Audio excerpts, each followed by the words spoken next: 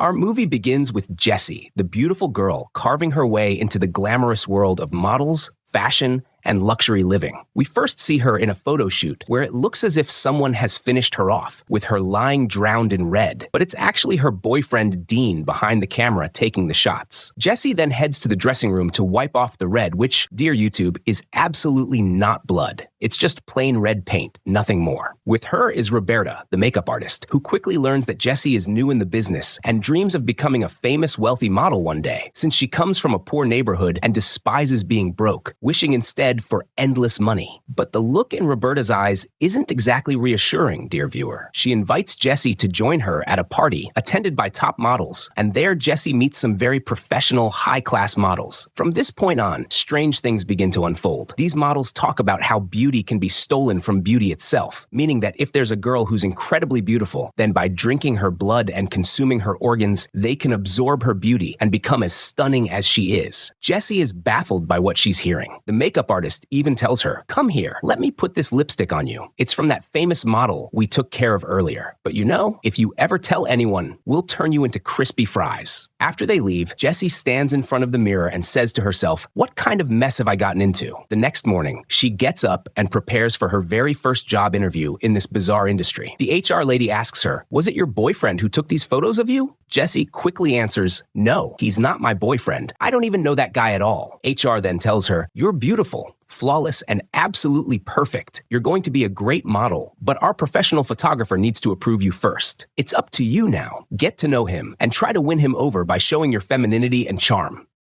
And if he sees your talent the same way I do, then you'll know what it means to forget poverty forever." Jessie goes back home, thinking hard about how to convince the professional photographer to approve her. What should she do to reach her dream? The first thing she does is talk to her boyfriend, the broke guy who somehow owns a Lamborghini. They drive together to the California hills, and there she tells him, "Baby, I can't stay in this relationship anymore. You're poor, and I'm about to become a famous model. Everyone told me I'm beautiful and that I can make real money out of this beauty." Her boyfriend asks, "So what are you willing to give up, baby?" And she answers coldly, "I'm giving you up." She then gets out of the car, leaving behind the poor guy heartbroken, just another struggling photographer trying to survive in California. Once she's back in her apartment, Jessie suddenly feels terrified by something in her room. She rushes to the building guard and begs for help. And guess what? The guard is none other than Keanu Reeves. He goes up with her to check things out, and to their shock, there's a tiger standing right on her bed. A bad omen, dear viewer. A very dark sign. From there, Jessie starts climbing the first real step toward fame. The makeup artist gives her a flawless, heavy glam look and takes her to meet her first photographer, the one who works under the top professional. This guy asks her, without hesitation, to take off her shoes, then puts her through a test shoot to check her fitness and potential. He studies her closely, frame to the left, frame to the right, while she's still in her dress, then dismisses all the other models from the room, saying, "We don't need anyone else today." He makes her continue slipping off her shoes so he can examine her further, and it turns out Jessie is more than qualified. She's absolutely stunning and accepted. Jessie was convinced she'd have to sacrifice something, but instead, the photographer covers her in gold paint and gives her the very first experimental fashion shoot of her career. After the session, the makeup artist is waiting for her and says, "You're lucky. If this photographer gave you a shoot, it means the top professional will definitely approve you."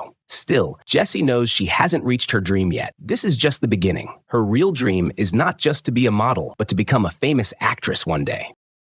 But of course, the makeup artist has a completely different plan. She goes to the two girls we saw earlier in the movie, who are clearly jealous of Jessie. They start talking among themselves, admitting that Jessie is incredibly beautiful. The makeup artist tells them that the assistant photographer, the one just below the top professional, gave Jessie a photo shoot the very first time he laid eyes on her, and that this girl is going to become a massive star. The one wearing yellow says, "Well, he's always taking my photos too." But the one in white cuts her off and says, "This won't last. We need to go through with our plan. We have to finish her off, drink her blood, and eat her to steal her beauty. We've done this before, and it made us even more gorgeous." The next day, during the auditions in front of the famous photographer, he outright rejects the jealous model and accepts Jessie instead, completely mesmerized by her. He calls her exceptional, one of a kind, unlike anyone else. The jealous girl storms out, swearing that she won't let Jessie off the hook and that this won't end well. She stands in front of a mirror, furious, and smashes it to pieces. Jessie hears the sound and comes back to check what happened. She walks in to comfort her and somehow manages to calm her down. The jealous model then looks at her and says, "You're so beautiful, Jessie. Your beauty is God-given. I used to be the one who made every guy in the neighborhood lose his mind, the girl everyone thought was the prettiest around. But next to you, I look like a ghost. Here, take this."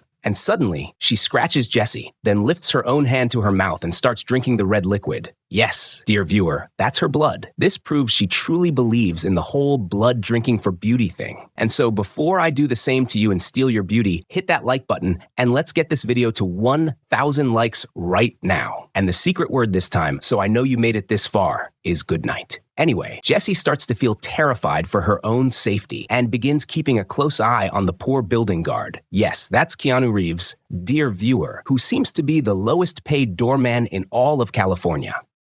Of course, Jessie keeps an eye on him, making sure the doorman doesn't notice her injury and demands she pay the rent she still owes. The scratch on her hand really starts to hurt, and just then her boyfriend shows up at her door with flowers. She collapses to the ground, completely fainting. When she wakes up, she's relieved to see her boyfriend by her side and finally feels safe. Her boyfriend then goes downstairs to the doorman, yes, still Keanu Reeves, dear viewer, and tells him, "I know Jessie owes you rent and I'll cover her debt, but please let her stay here. She's helpless. She barely has food to eat. Here, take this money as a down payment and don't bother her again."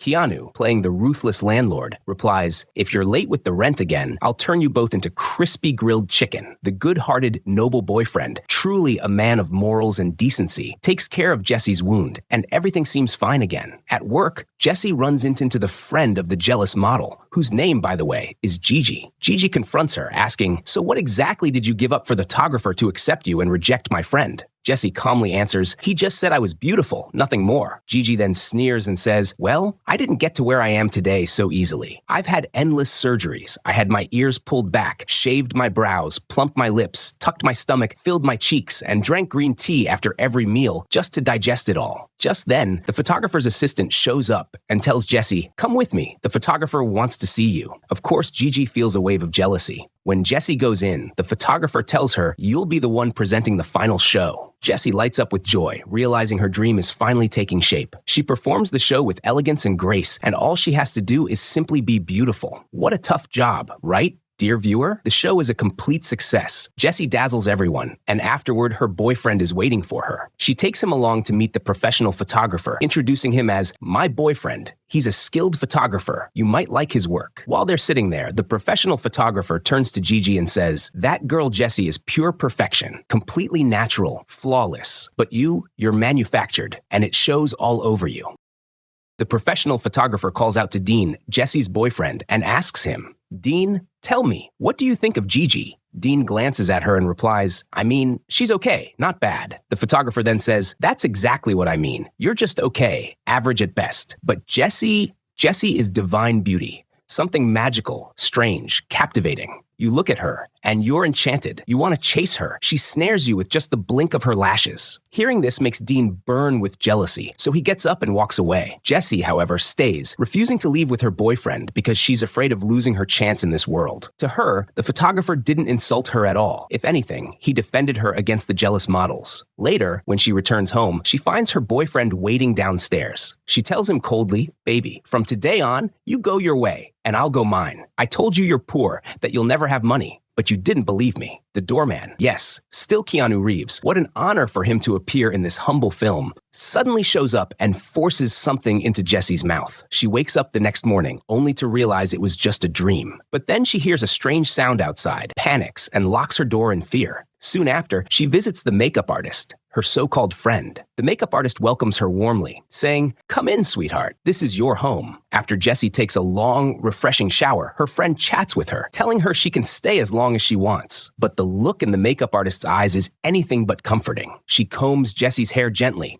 talking sweet words, but it's all a facade. In reality, she's preparing to either bite her or drink from her to steal her beauty. Jessie pushes her away and shouts, "Get away from me, you wicked woman!" The makeup artist then scribbles a terrifying face across the mirror and leaves. Jessie, now alone, stands in front of the mirror, doing her own heavy makeup. She paints her face with bright colors, creating a dazzling look, layering glitter over blush, blending eyeshadow with eyeliner, then slipping into her glamorous dress and striking her powerful pose. She steps out of the house, ready to perform her final dance, a farewell to the life of models, vanity, and all those deceiving illusions. Jessie then sees the makeup artist waiting for her outside, standing by an empty swimming pool. A dangerous place, dear viewer. Jessie stares her down and declares, "I am exceptional. I am beautiful. I am better than them. I am beyond them.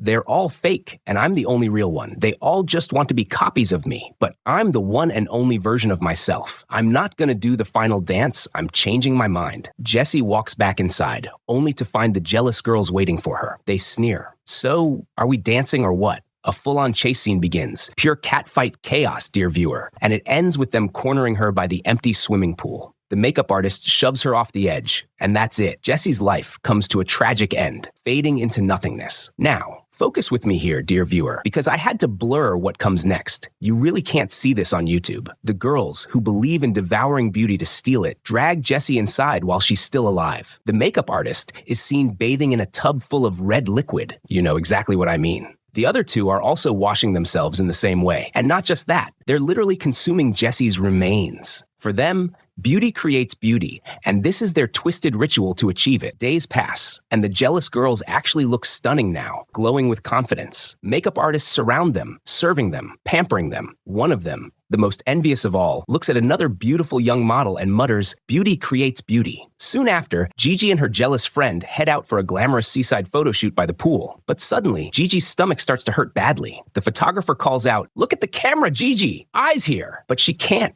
Her pain is unbearable. She abandons the set, rushing straight to the bathroom. When her friend follows, she finds Gigi vomiting, and what comes out is one of Jessie's eyes. Horrified, Gigi sobs, "I have to get her out of me." She grabs a pair of scissors and stabs herself under the chest, desperately trying to cut Jessie out. The jealous friend watches in awe, completely entranced by Jessie's remains spilling out. For her, it's like a golden ticket. Jessie's beauty, Jessie's essence, even Jessie's literal pieces are now up for grabs. Her obsession grows. She thinks, with this, I'll be the most beautiful girl in the world, on this planet. And that, dear viewer, is the brutal finale.